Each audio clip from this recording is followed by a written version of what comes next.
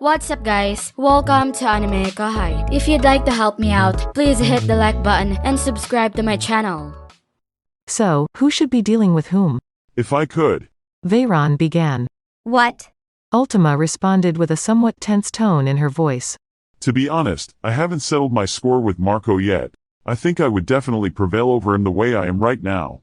It was a tried and true strategy. Begin with an opponent you know you can beat. Benimaru recognized the wisdom in that, and any success would bring him one step closer to leaving here, so he quickly provided his approval. Okay. Then you can take on Marco. Wonderful. I have no issues if that's what you want, Benimaru. Ultima appeared to be more at ease as well. Veyron's partner was now determined. Agera was the next to speak after observing this conversation. May I ask for a favor as well? Agera, correct? What exactly is it? Well, I, too, have an opponent with whom I have yet to settle the score, albeit it is nothing akin to a deep-seated animosity or the like. If at all feasible, I'd prefer to be paired with him. Who exactly is that? A man named Kondo. He's a fighter from the same school as me, and as a true swordsman, I can't ignore him. Oh? To Benimaru, it sounded like a long-held grudge. He was fascinated by Agera's fighting style, and he knew Hakuro was fond of him, so he was inclined to give him the go-ahead, but there was one minor snag. Are you certain you can beat him? After all, if Agera lost, the whole thing was pointless, and Lieutenant Kondo, in Benimaru's opinion, was a real handful. Rimuru, too, was wary of him. He was certain Agera would have a difficult time. Well, Agera took a breath. As a swordsman, he thought he'd have no remorse if he lost to someone like Kondo, but it would go against Rimuru's commands. Even he recognized how selfish this request was, but then he found a supporter. Come on, Agera. It's unusual for you to request anything. Why don't I assist you? Carrera, the demon Agera served, spoke as dignifiedly as she could. Benimaru gave a nod. There was no need to inquire if she could beat him. I'm not sure. He admitted. I'm not sure if you can beat this Kondo guy. I won't advise you not to lose, but you must not die. Carrera burst up laughing.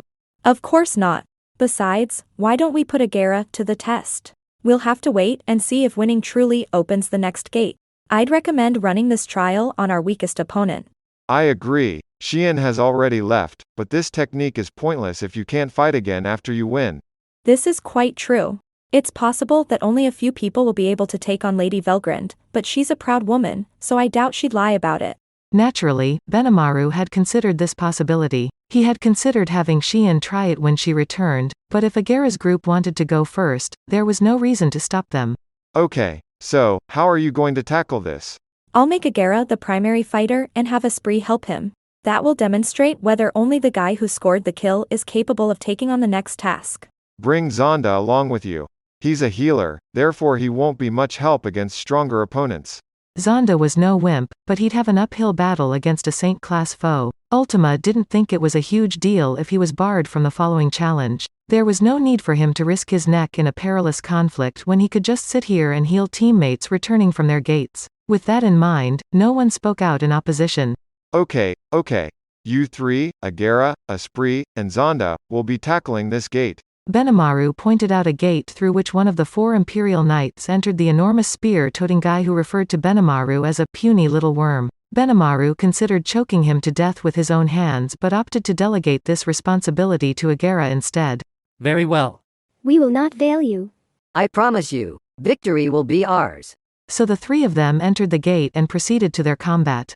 2 gates were being attempted now. The rest of the group remained in place, waiting for Benimaru to decide where to send them. Once Agera's group returns, we'll decide who will stage the next attack. Velgrund's guarding the gate would come later. Carrera would be Kondo's opponent, and Veyron would take Marco. Damrada and 2 of the 4 knights were left. In my opinion, the Imperial Knight's leader appeared to be the fiercest. If I could, I'd like to take him. There is no disagreement there. I had the same impression. Alright, can I take that Damrada guy? That's fine with me. I've already chosen my opponent.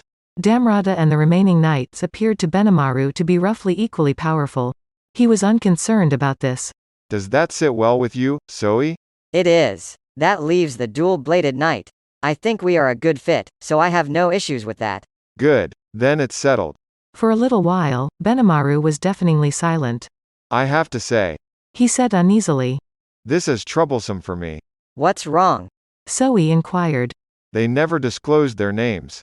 Benimaru said as he scratched his chin. I'm not even sure what to call our opponents. It's not a big deal because I already know who's behind each gate, but... Ah, sure, that was our blind spot.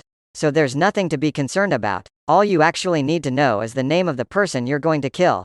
People who were listening in on their talk concurred. Monsters' names took on special significance, but it wasn't worth worrying about their opponents' names.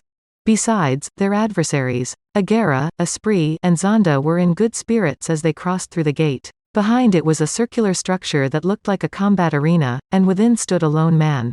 Oh, you little rats came in a pack, didn't you? It's only natural if you're fighting the likes of me. As he poised the spear in his right hand, the man let out a guttural laugh. Let me tell you my name before you die. One of the 4 personal bodyguards for the Emperor. I am Garcia, the 5th-ranked Imperial Guardian, and I hope you accursed demons appreciate the opportunity to battle me before you pass away. Garcia drew his spear with that shout. It was legend class, as close to god class as you could get without really achieving it, and a single touch could kill spiritual life forms, but Agera's gang remained calm. Your name isn't important to us. What a moron, huh? Referring to Sir Benimaru as a worm. He can continue in this manner only because he is unaware of his own limitations. If I were him, I'd be in agony for 3 days because I'd be so embarrassed. Garcia wasn't exactly frightening any of them. In fact, they didn't hold back in expressing their feelings about him. It enraged the man. You little rats are starting to irritate me. I'm not aware of my limitations. Then how about I demonstrate just how high they are? Then he let go of the strength he had been holding back. When someone achieves the saint level, their magicule counts are comparable to that of an awakened demon lord. Agera's group was made up entirely of demon peers, but the disparity was still several orders of magnitude. Garcia took a stride forward, his body glowing with a fierce fighting spirit.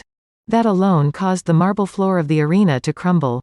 You should brace yourselves, bastards! Brace yourself and apologize for making me furious. Garcia would have done the same thing regardless of whether he was angry or not. That's what everyone was thinking, though no one said it aloud.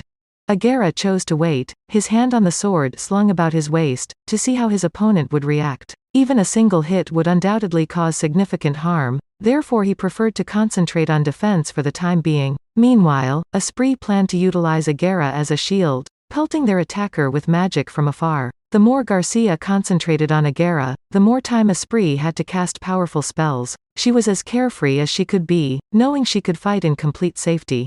Finally, Zonda was all about assistance, skilled in recovery magic, and capable of supporting Agera at crucial points. As Agera saw it, he'd rather work with him than with Esprit. Garcia, on the other hand, sneered at the demons' techniques. They were on the defense and only attacking with miraculous cheap shots. It would be difficult to harm him in that manner. So, convinced that he had already won, he continued to denigrate his adversaries. Ha! Damned cowards! Everyone is boasting about becoming demons. You are no match for us. We are the most powerful knights, and we have exercised your type from the world numerous times. I've heard stories about demon peers being mighty creations on par with demon lords, but those are merely fantastic tales from tiny minds. You're all nothing more than worms to us. The spear he slammed into the marble to demonstrate his bravery ripped a massive hole in the floor. It was easy for Agera and Esprit to avoid. Even if they were made out to be idiots, nothing could rile Agera. They hadn't forgotten that this was only the warm-up for the main event. Esprit, on the other hand, was being even more meticulous. She kept her eyes open, responding calmly to their opponent's assaults and hiding behind Agera to avoid being hit. Her particular skill observer was ideal for this type of technique because it allowed her to keep contact with anyone, regardless of time or location. It only worked with people she had already known, but Esprit didn't mind because she only used it to communicate with Carrera. In fact, she was relieved she wouldn't have to use it often since if someone like Zoe found out about it, she'd almost certainly be forced into spy activity. Esprit, who disliked labor on principle, wanted to prevent it, so she continued to support Agera here, sending information on to Carrera the entire while. By the way, after providing assistance, Zonda always fled to a secure zone. He was well aware that he wasn't a fighter, so he remained vigilant, monitoring to ensure he didn't injure himself. Garcia determined that he had Agera's team on the run based on what he was observing here. They were in such shock, he reasoned, that they were already helpless. Ha! Is that all you've got? Running around like scared little mice will not allow you to defeat me. Garcia maintained his confidence while wielding his spear. He was a vulgar man, yet his skill was undeniably genuine, the spiritual power enveloping his enormous stature unrivaled even by saints. Of course, Emperor Rudra had also gifted him a skill through the ultimate enchantment alternative. This ability, known as subjugation conquest, allowed him to channel his desire to beat his enemies into a tangible combat force, which he added to his cherished spear. This transformed it into an evil smiting holy sword capable of purifying any spiritual life form, from wicked spirits to demons. Thus, berating his foes in this manner was strengthening his own body, a body shielded by legend-class armor, so he didn't have to worry about the consequences of his vitriol. Garcia was well aware of how his ability functioned. Even as he continued to provoke his opponents, he never let his guard down. And, as he put it, demon peers were legends, the pinnacle of demondom on par with a demon lord. A first-class threat and not to be trifled with. Agera's trash talk didn't appear to matter anything to him. Demons normally looked down on humans, thus offending them usually resulted in furious agitation, and, in Garcia's experience, that always opened up enough of a hole for them to easily defeat. This time, it didn't appear to be the case. These opponents were more difficult to deal with, which irritated him. Slow down, human. You have a far too filthy tongue. I do not consider all humans to be inferior, but every soul has a certain dignity. And you should know that no matter what he does, a guy who is truly vulgar at heart cannot hide it. Garcia, who considered his attitude as an act he put on to boost his fighting ability, was suddenly told that his true soul was just as obnoxious. It infuriated him, leading him to slow down and show more of his genuine self, unaware that this was Agera's ploy to provoke him back. He kept evading Garcia's assaults with minimal movement, still without drawing his sword, injuring Garcia's pride even more. Esprit, who was witnessing this from a distance, was astounded by Agera's agility. If he's thus good in close-range combat, why is he a demon at all? Jinwoo's retest shocks the Hunter Association. Witness his incredible power unfold in this game-changing episode of Solo Leveling. That's it for this video, guys. Thank you for always watching my videos and supporting my channel. A big thanks to the AnimeKouhai patrons who made this video possible. Miss LDW Hernandez, Jason Martin, Zach Rosen, Jerry Sladek, Stone Larone, Alfonso Smith, Donald Williams, Moab A, Day of Light, John M, Jahid Hassan Lipu, Samuel Ward. Thank you so much for helping out. I'll see you guys in the next video.